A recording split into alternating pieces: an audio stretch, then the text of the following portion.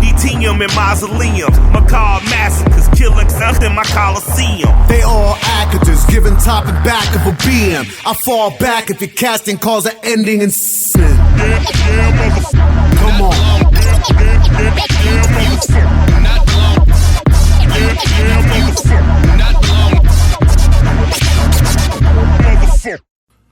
I'm the foulest, no need for any evaluations.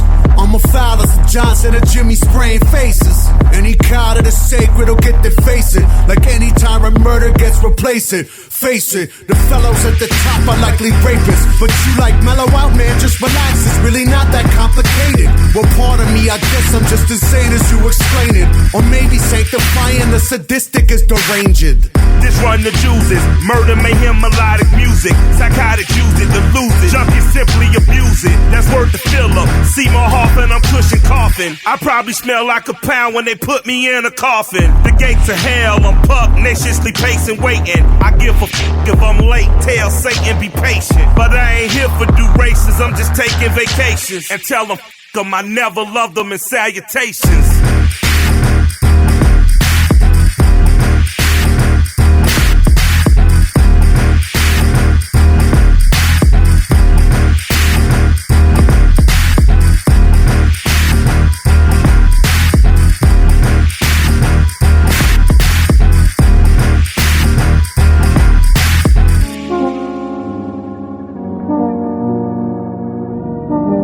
DJ Fusion. You the one, yeah, yeah. Look how the planets form around you. Please won't you have my son, yeah, yeah. The thought weighs a ton. You thinking I'm gon' run? I had to tell you, don't assume. That's how we end up doomed. What's that called? What's that called when people show their ass? Yeah, you my moon, yeah, yeah. Surrounded by this darkness, I'm asking where your heart went. Still you know you different from these other girls. I put you in a verse cause you my universe. I swear you bigger than my world, yeah, yeah. I'm never all up in your face. Shit, I know you need your space. And it's feeling that we chase, I can't erase. I'm trying to make sure we don't feel harm. This uncharted, I feel like Neil Armstrong. Minded, wrong timing. Long as we align, you can't be mad at me. And you be asking me, can I really be your gravity? I swear I hold you down right. I hold you down right till every molecule is broken down. Like, gon' fix your sight. Don't let the fact that I'm a star entertain us. I know you love to show your anus. I forgot that you my moon, yeah, yeah. Surrounded by this darkness, I'm asking where your heart went. Still you know you different from these other girls. I put you in a verse cause you my universe. I swear you bigger than my world, yeah, yeah. Spaced out, spaced out, spaced out, spaced out, oh. Spaced out, oh, spaced out. So get with it, got it. Damn it, don't panic. I know your mind clouded, we ain't planned it. Not to rain on your parade, but it's more sunny if you come this way. It ain't no flooding if you come this way. So girl, it ain't no slipping. I got you grounded, now I'm digging, trying to turn you to my victim. Man, I swear to God that the only thing I want is you. I guarantee it ain't no number two, no number two, no number two. Why? Cause you the one, yeah, yeah. Look how the planets form around you. Please won't you have my son, yeah, yeah. The thought weighs a ton. You thinking I'm gon' run? I had to tell you, don't assume. Spaced out, spaced out, spaced out, spaced out, oh. Spaced out, oh, spaced out.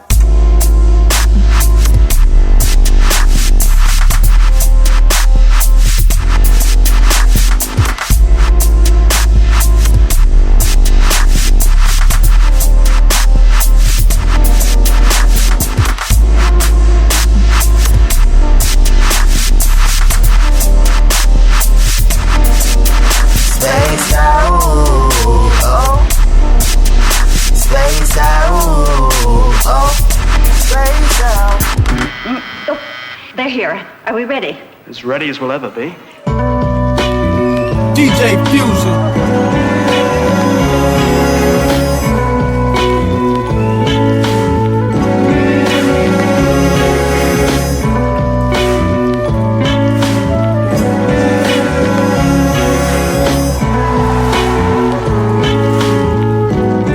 I have something to tell you.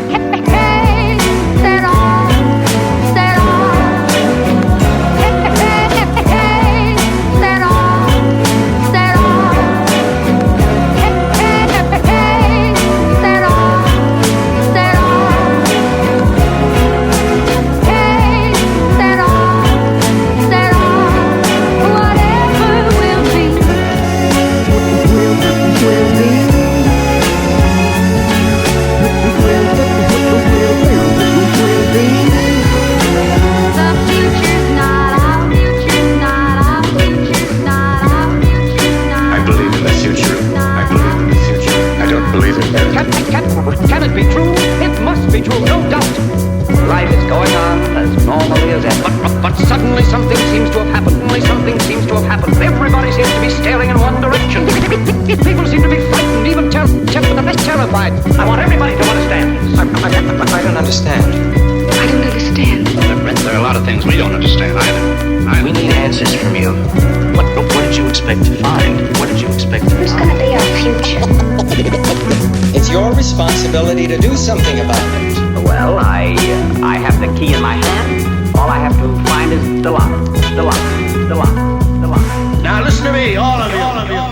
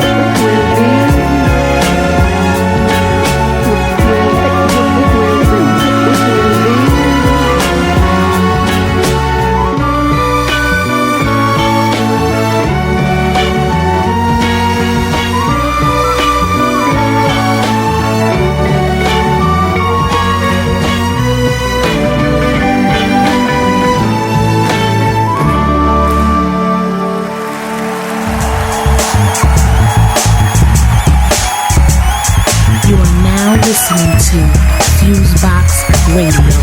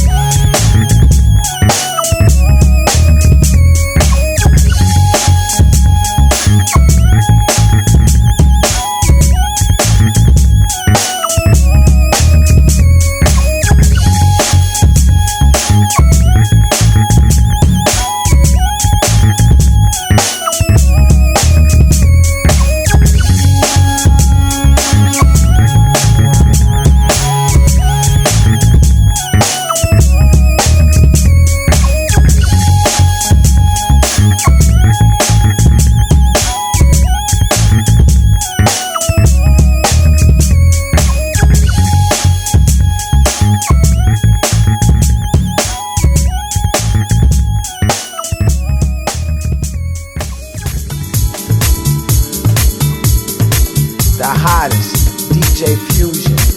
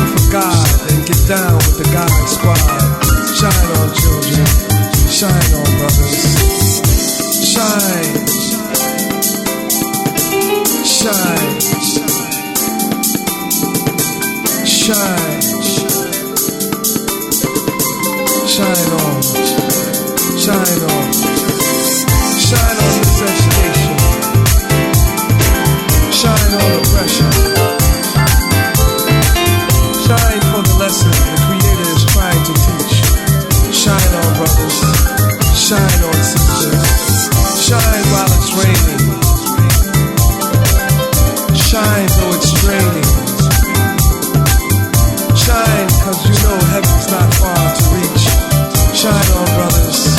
Shine on, sisters.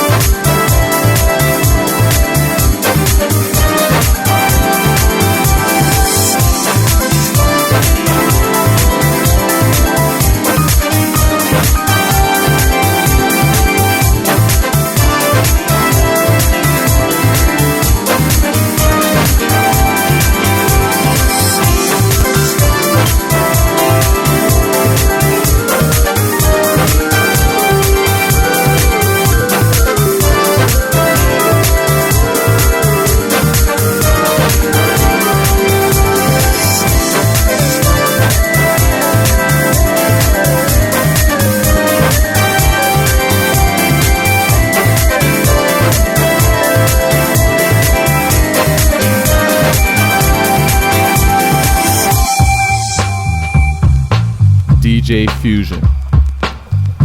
At a meeting I attended last weekend, a lady told me an inspiring story, but not as inspiring as it should have been. In a social media exchange, somebody asked her if an event on the Ferguson murder was happening nearby. Probably not, she replied, and suggested that the questioner put one together. She did just that, starting a Facebook page and hawking it on Twitter and other social media platforms. With only a few days lead time, a couple hundred people showed up. They sang, they chanted, they felt the strength that only comes from connecting with others in a just cause, and they dispersed. Did anybody pass out a sign-in sheet, I asked? Did you get the digits of the folks that showed up? I asked this because getting those digits is the first lesson in Organizing 101. It's what we did before anybody ever heard of social media. Back in the day, if we got 4 people or 40 or 400, we got those digits. I also asked because Twitter, Facebook, Instagram, Vine, Causes.com, Change.org, and other social media platforms do not give the organizers of petitions or events any of the contact information on the people you're supposedly organizing. That's because the corporate social media business model ain't never been about helping you do good. It's all about mapping the people you touch, the people you influence, and who influence you, so they can sell that information to marketers. All the social media platforms can and do manipulate their algorithms and their hashtags for commercial purposes, and their systems are private property.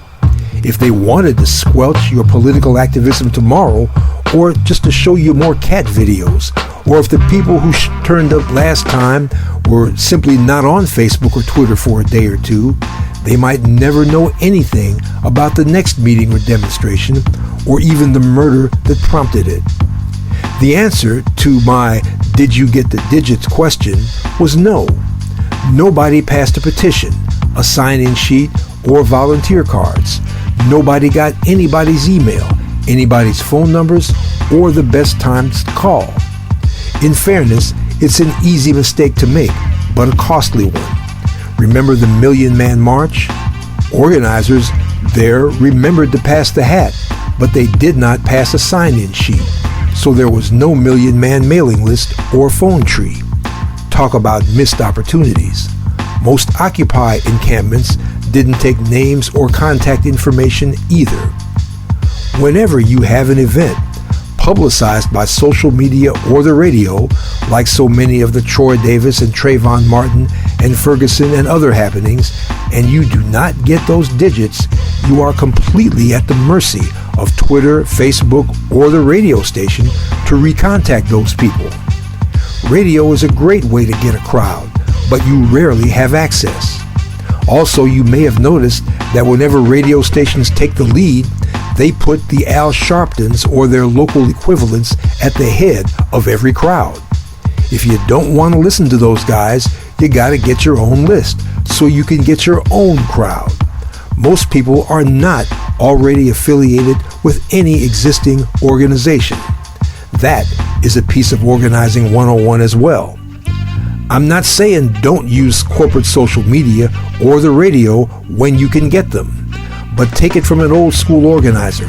If you're depending exclusively on Twitter, on Facebook, on corporate social media and the radio to get your crowd, and you do not pass a petition or a sign-in sheet to enable you to keep in direct touch, or have the most enthusiastic among your crowd sign volunteer cards, you ain't got no movement, because you cannot move it. Only they can. And only when and where and for as long as they want to. You want a movement? Every crowd, every meeting, every flash mob, you get those digits. Next week, we'll talk a little about Organizing 102, what to do with your list. For Black Agenda Radio, I'm Bruce Dixon. Find us on the web at www.blackagendareport.com. And remember, Facebook and Twitter don't necessarily show you everything we or similar sources publish. The only way to keep up on the latest Black Agenda Report is to subscribe to our free weekly email updates at www.blackagendareport.com/subscribe. That's www.blackagendareport.com/subscribe. 1, 2, 3, 4. You are now tuned in to the FuseBox Radio Broadcast with DJ Fusion and John Judah. You're as good as they say you are. Syndicated worldwide to bring real black radio back to the masses.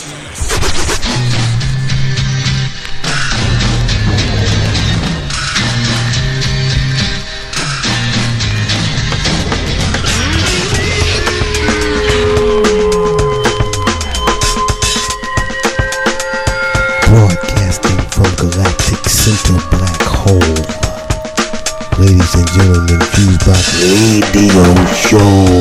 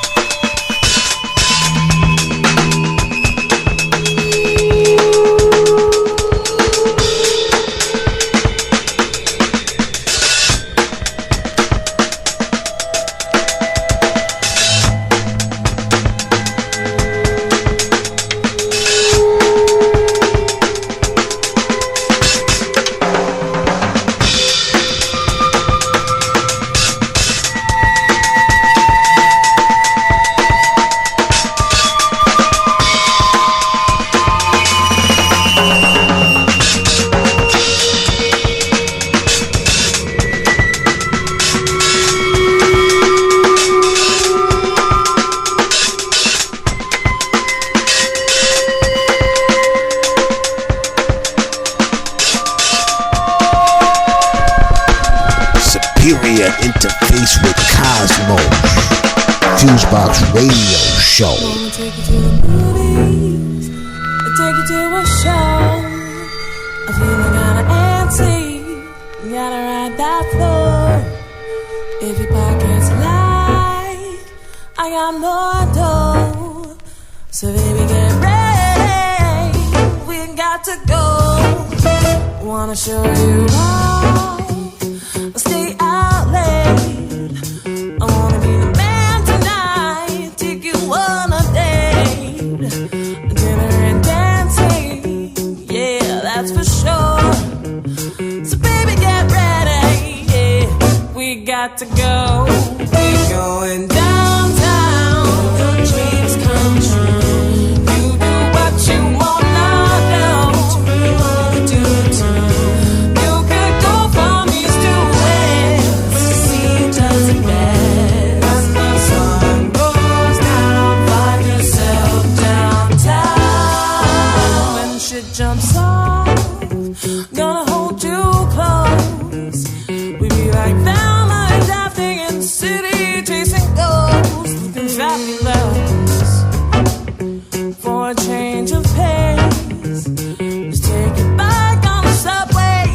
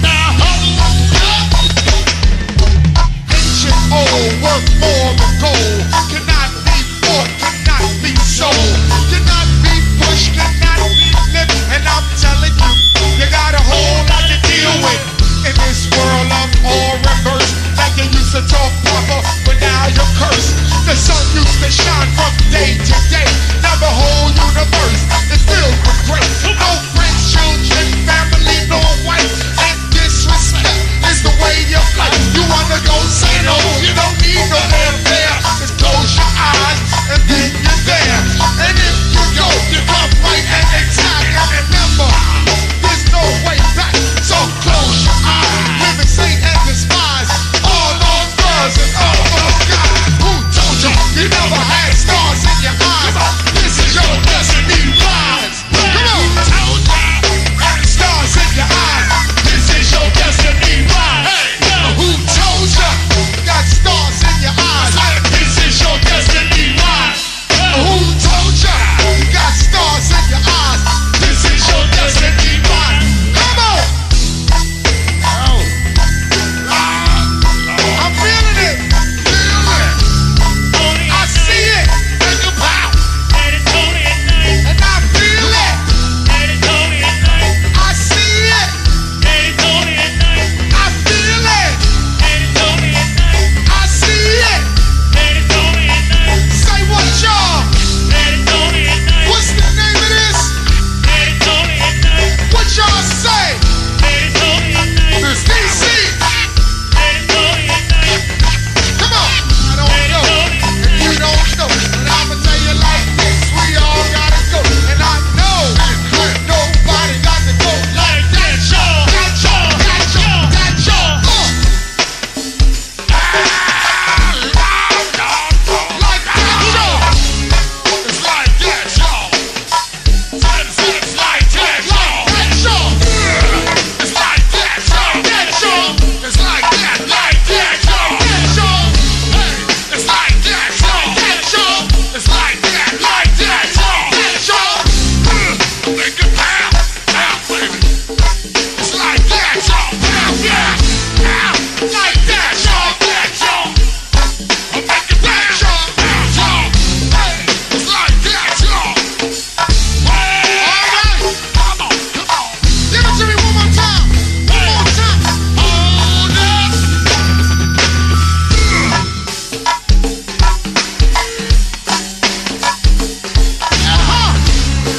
Y'all ready out there? Y'all ready? Put your drinks up. Put your hands up. Put your hands up. Y'all ready? Are you ready? I'm ready, baby. Are you ready? I'm ready, baby. He's getting ready. He's getting ready. He's getting ready, He's getting ready. Yes, I am. He's getting ready. I'ma show you. I told you.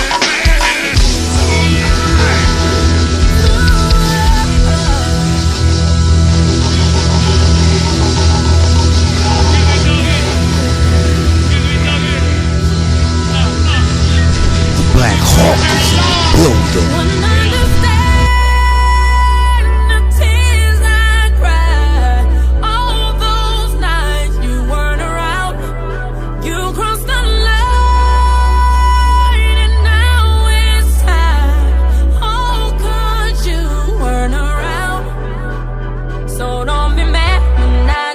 My shit and ride out.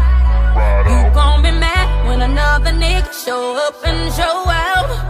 You gon' be mad when you look back and see you missed out. You gonna try to come back, but I ain't with it now. It's too late.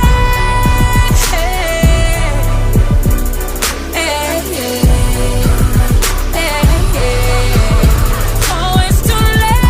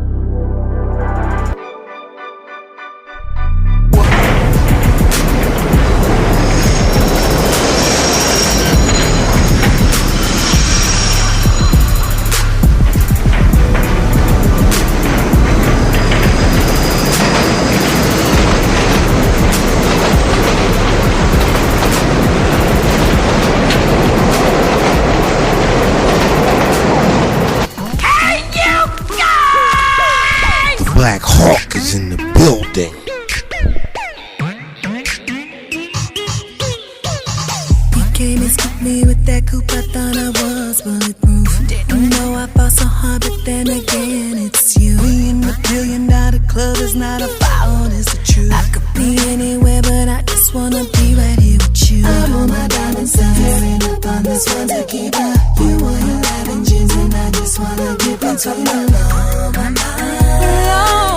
That's what I want you to do. That's what I want you to do.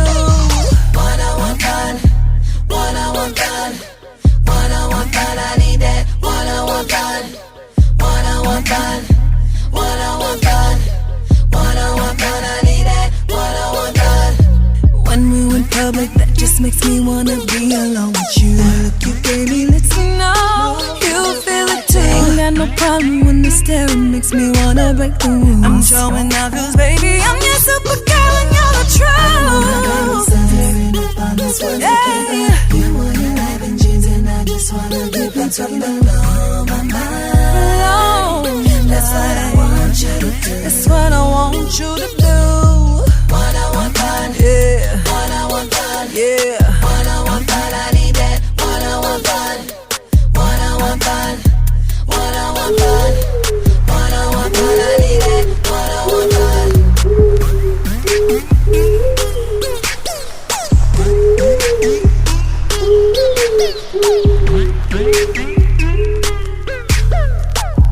Tell your mammy about nasty granny, damn it. What I want fun.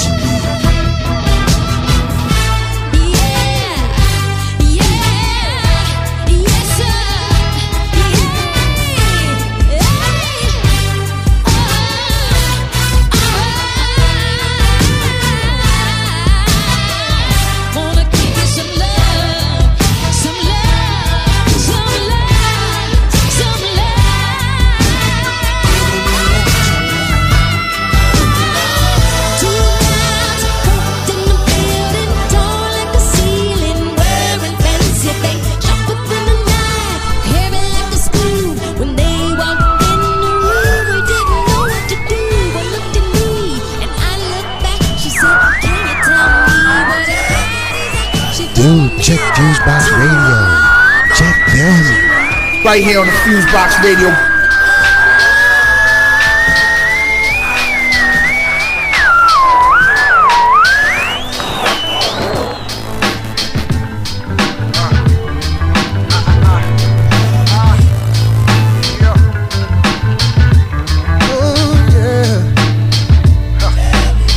She was headed for the door. The DJ had it rocking back and forth, and shorty had a body like a lord. I grabbed her by the head and she turned around. Then she started to look me up and down. She saw the Gucci boot belt combo plus the bag. So easily I had that in the bag. I was spitting and she going more attached. Fine wine, my kind of woman, what's your text messaging each other more and more. And I say, show me something. She be like, LOL. Quit playing games, TTYL. Then she get up the nerve and be like, oh, what the hell? She be sending pictures. She be saying I can't wait until I'm with ya. Get the picture. Looking at them flicks got me about to cry. Me and I be sexting, freaky texting. So to send your boy a photo. She be saying that I make sure it's a no-show. That's a no-no. Don't let your homegirl see what I'm sending back. Me and I be sexting, freaky texting. Now what I saw, it caught me by surprise. So beautiful like heaven to my eyes. She get the smooth hips and lips and thighs. Energizes giving me a rise. Dignified but she freaky in the sky. Send one in those heels. And I'm like, hold up baby chill. Got me swerving, I got one hand on the wheel. The other one scrolling, trying to hold it down. Trying to get back to you baby, look at how you got me now. And I say show me something. She be like LOL. Quit playing games, TTYL. And then she get up the nerve and be like, oh what the hell. You got me. She be sending pictures. She be saying I can't wait until I'm with ya. Get the picture. Looking at them flicks got me about to cry. Me and her be sexting, freaky texting. So to send your boy a photo.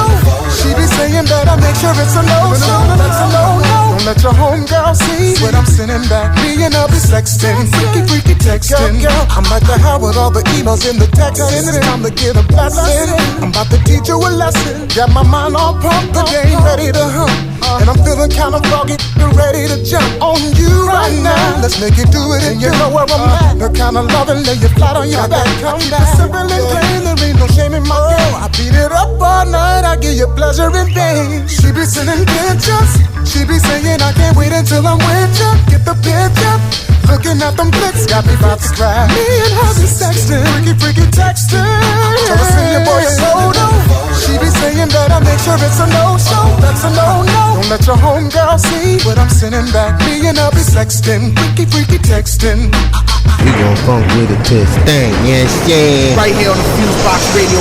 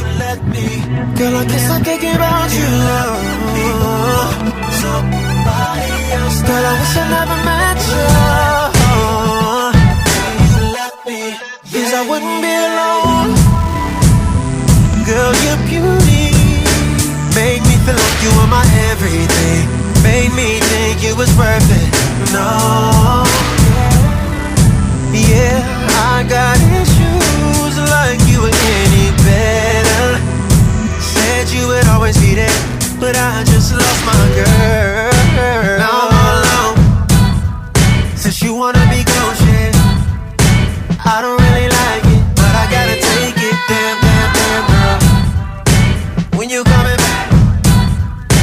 never coming back, yeah. I don't believe that. Right now I gotta accept the fact, yeah. For somebody else now. I wish I never loved you. Maybe you let me. Girl, I guess I can't give out you love.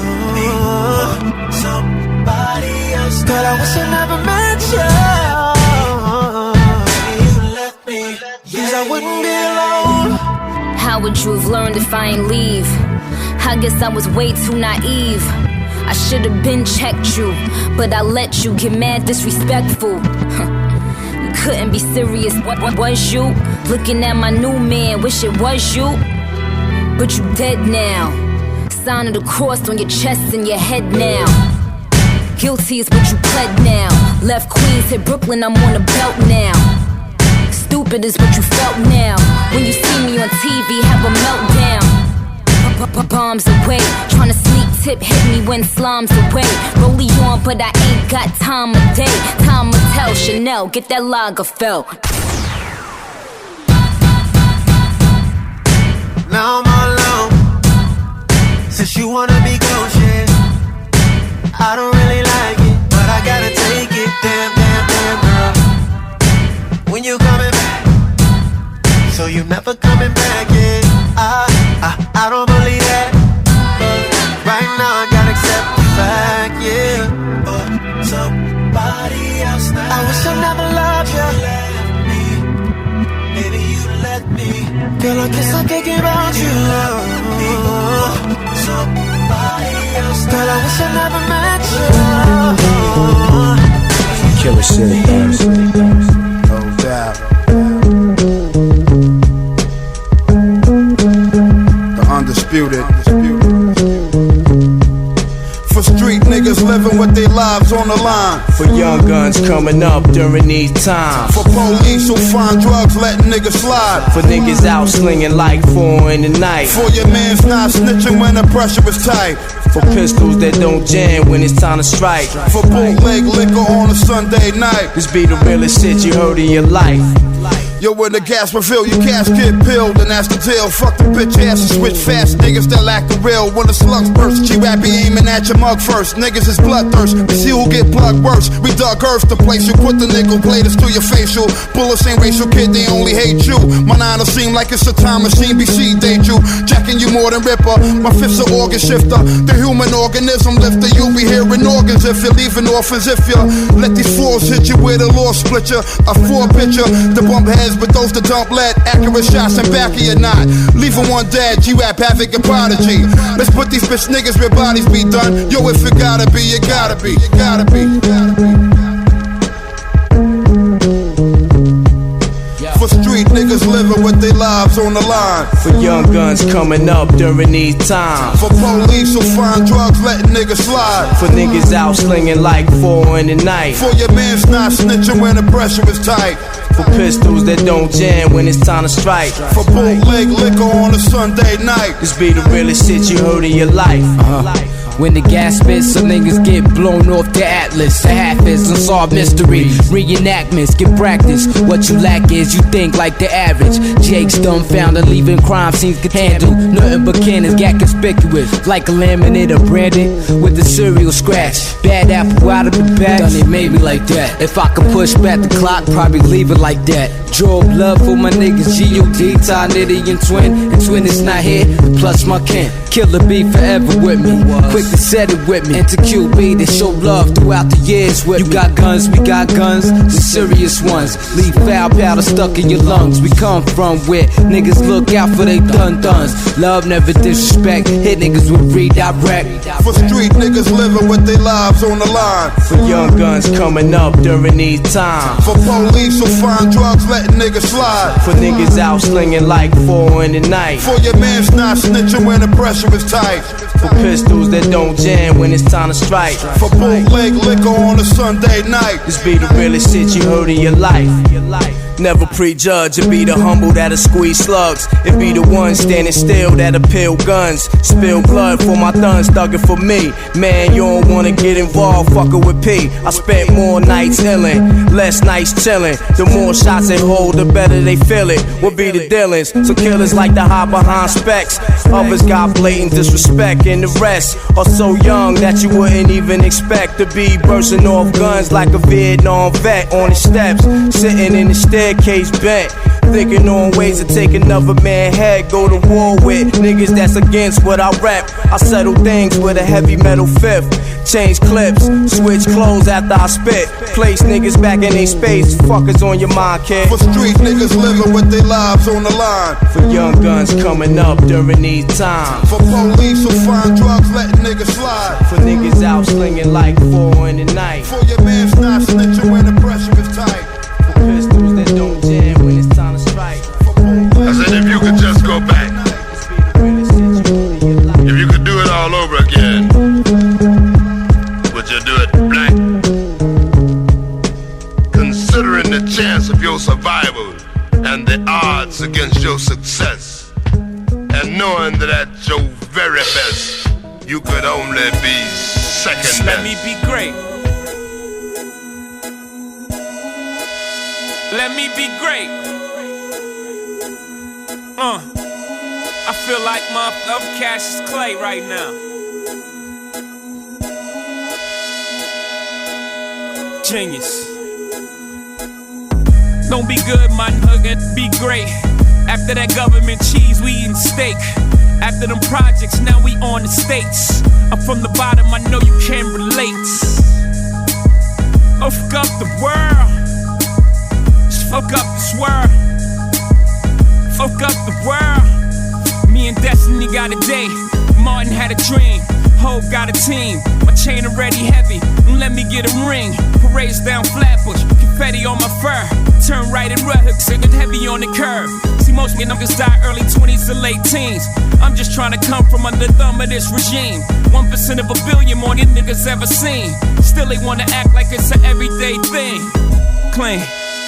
I'll fuck up this world.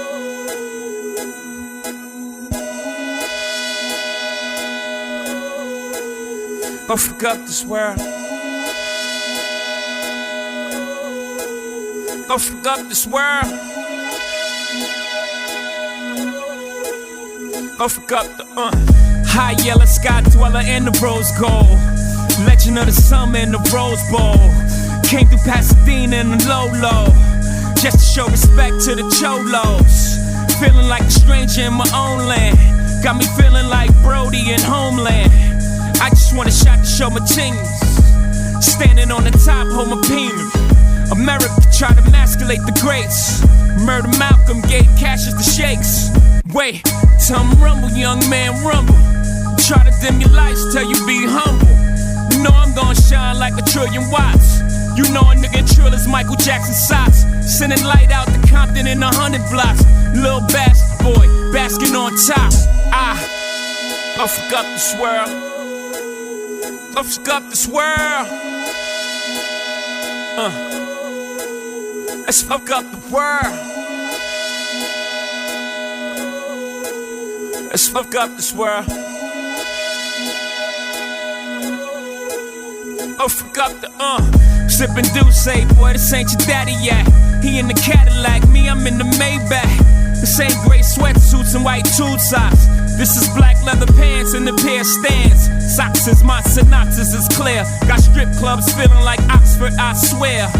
Teacher, I'm trying to unteach ya. All the shit they taught you that got you all in the bleachers. When you front row at the Knick game, knows the Spike Lees. You front row everywhere, you in the HOVs.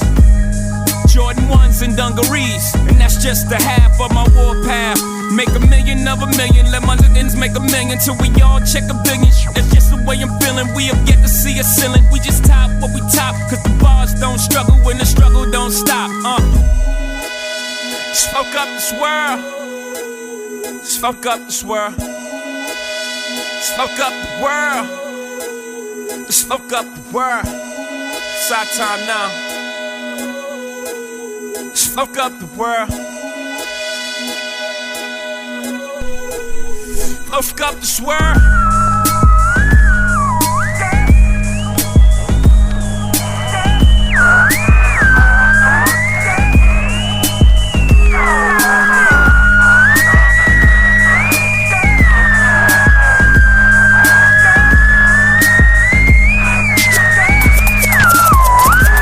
You gonna get funkier than your mama monkey.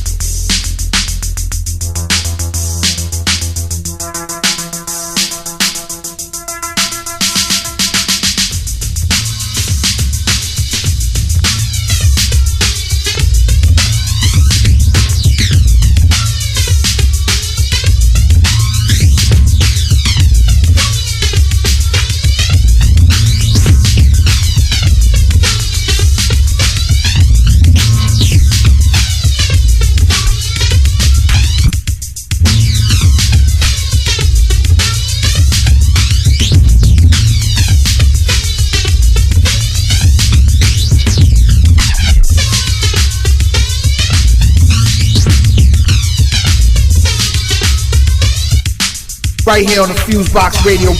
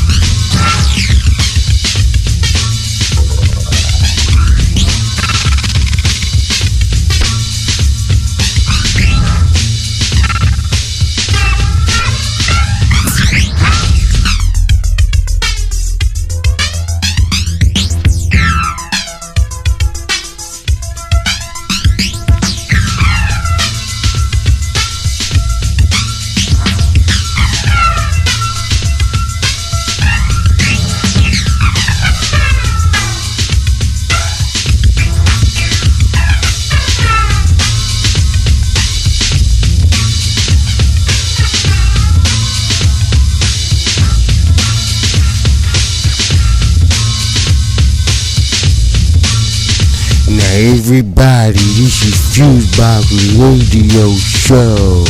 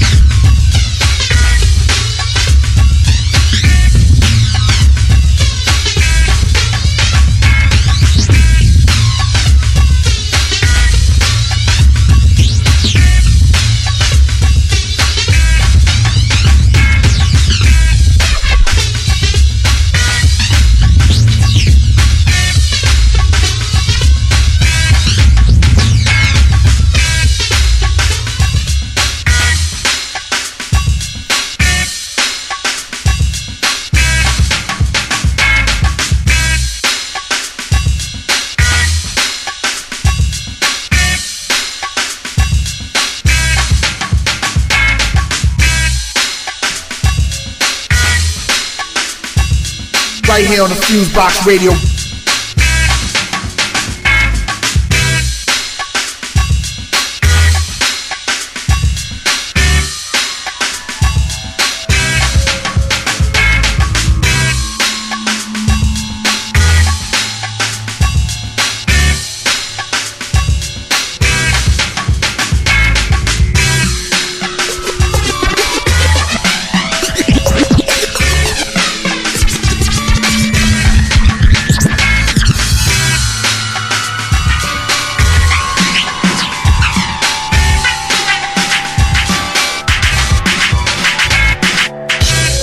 So raw in the building, you know what I'm saying?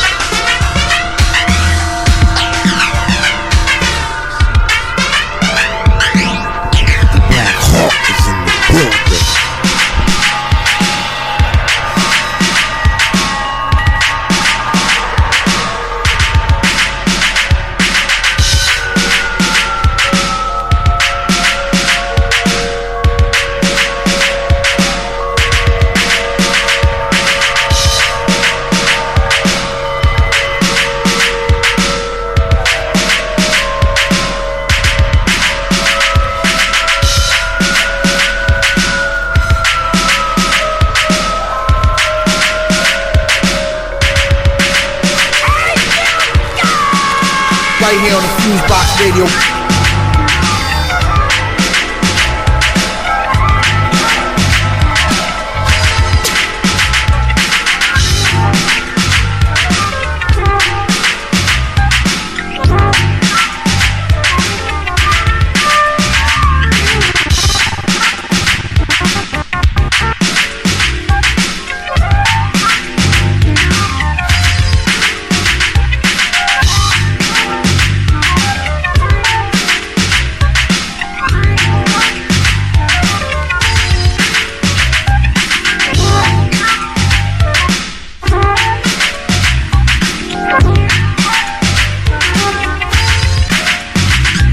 Dude, check FuseBox Radio.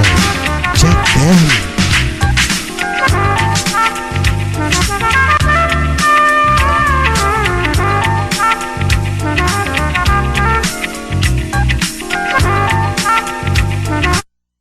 Right here on the FuseBox Radio.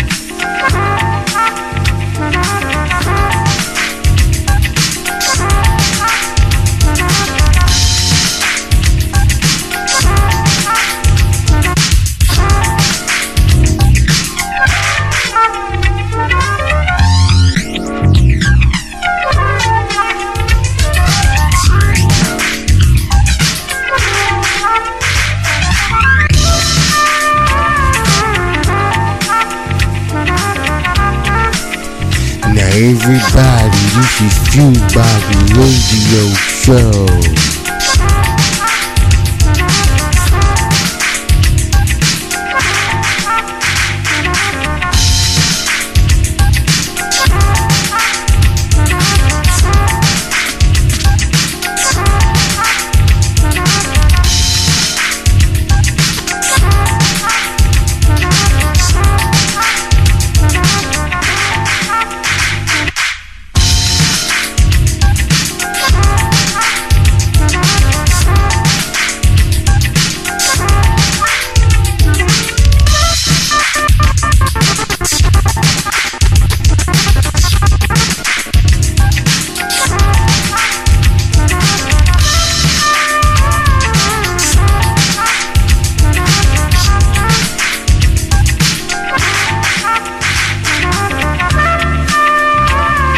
Right here on the FuseBox Radio.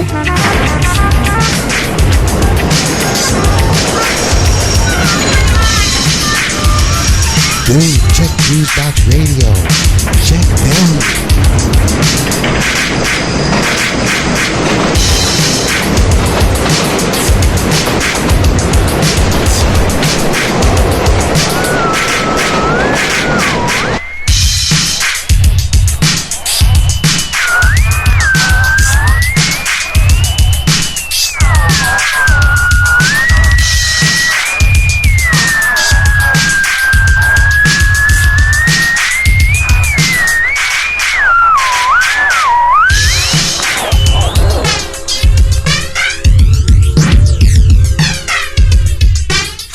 Right here on the FuseBox Radio.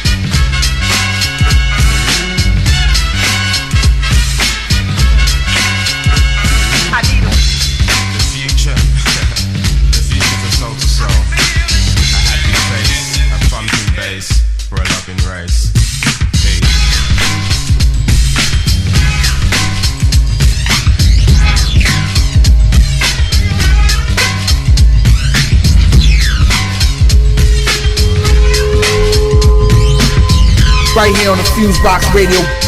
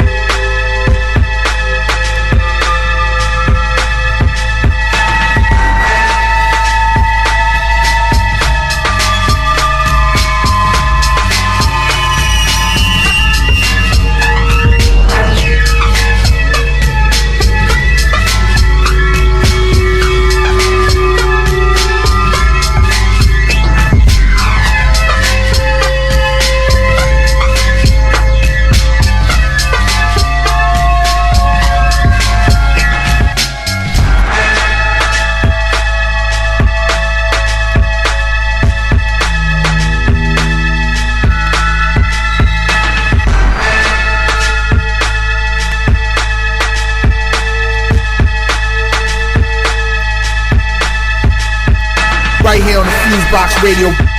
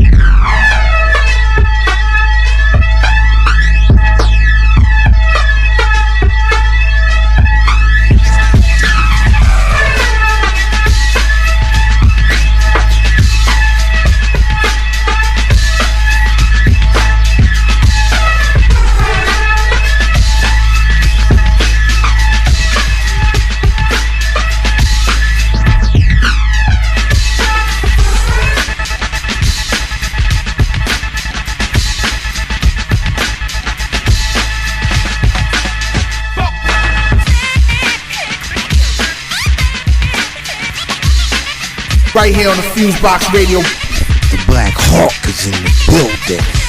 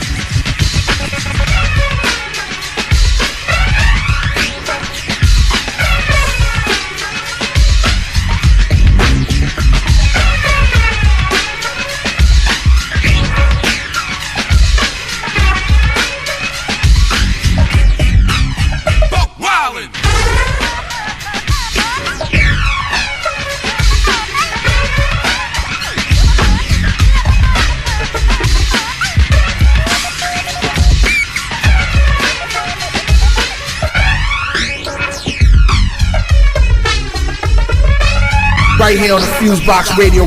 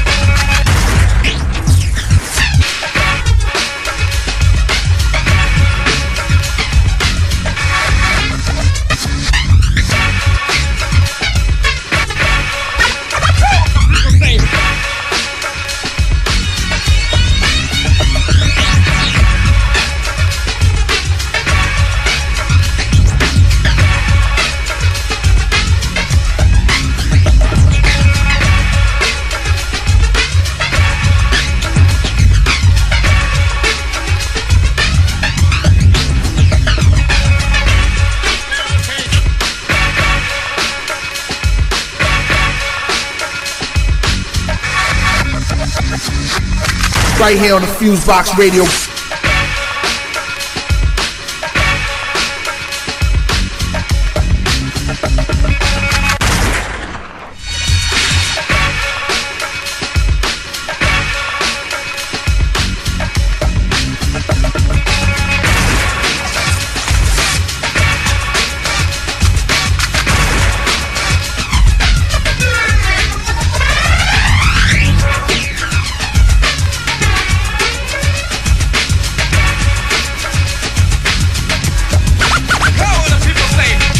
Everybody, this is FuseBox Radio Show.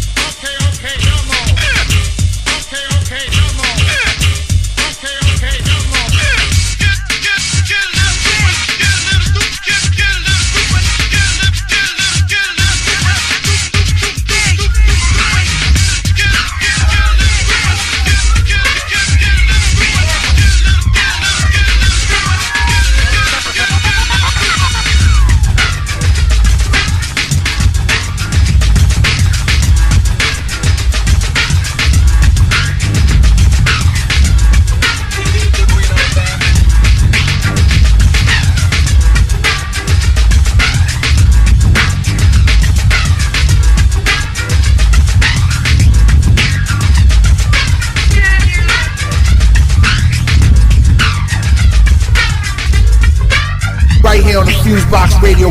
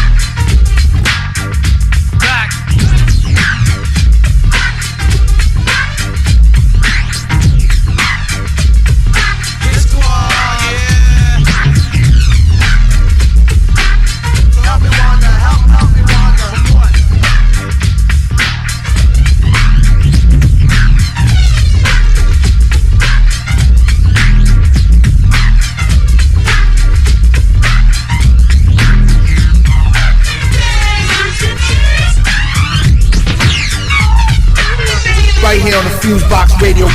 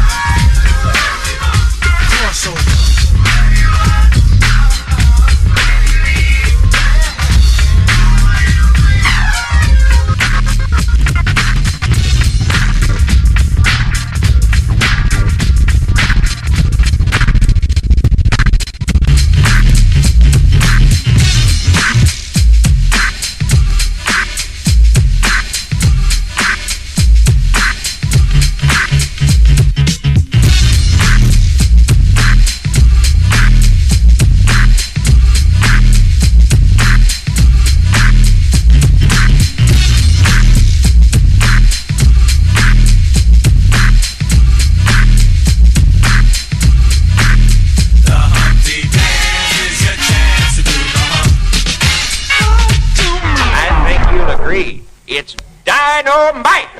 That's all the time we have tonight. Join us next time. Good night.